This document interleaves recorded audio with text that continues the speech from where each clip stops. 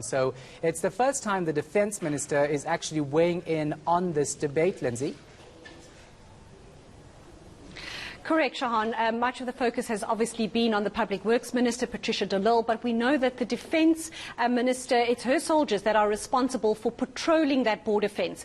And today the Public Standing Committee on Public Accounts was discussing that recent trip that they went on just before the recess to go and see firsthand what was happening at that fence. And MPs wanting to know from her today how it was possible that there were 122 breaches since that fence was built if soldiers were doing their job and patrolling that fence correctly. And the minister telling this committee today that although she had no input, no involvement in commissioning this fence, that it really wasn't fit for purpose and that it probably never is going to be. Let's take a listen to what she told Scopa today.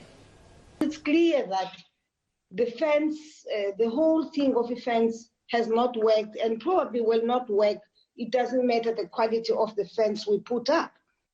My understanding is that one of the decisions, Chairperson, which we have taken in the Military Command Council is to begin to use drones, Chairperson, to rely more on technology. Yes, have our warm bodies on the borderline, but also rely on sensors.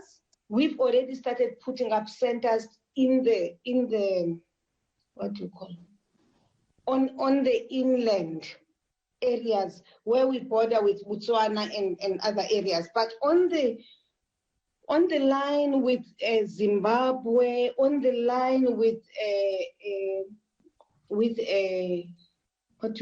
Mozambique, those are the most difficult areas. And what we have decided as the Defence Force is that there is a need for us to go in, because now we've seen what has happened to the fence. The fence has not helped. Movement of people continues. People have vandalized the fence. People have stolen the fence. And of course, MPs couldn't resist the opportunity to bring up the minister's Zimbabwe trip. What did the minister have to say for herself?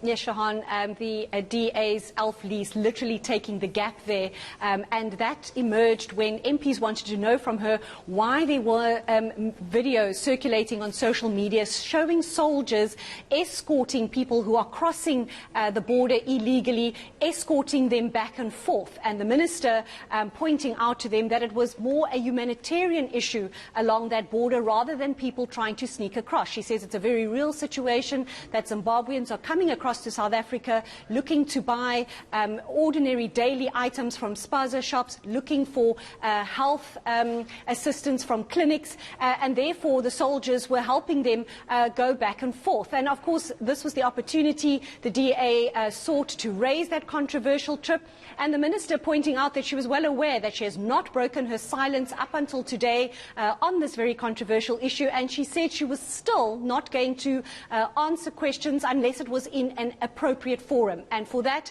she deemed that to be a portfolio committee of Parliament who might summons her to answer questions, or to the public protector. But she wanted to point out to officials, as she put it, she was not visiting Victoria Falls, and that part of her visit to Zimbabwe was to address these very issues of security along that border fence. But let's hear from her in her own words.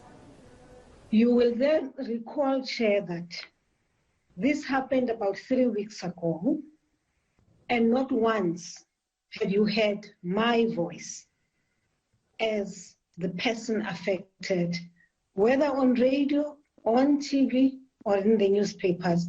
I have been silent. I'm silent because I am waiting for that opportunity when which will be presented to me to answer questions, be it from Parliament or even the public protector. Well, the public protector is also investigating this matter. Lindsay Dentlinger is in Cape Town.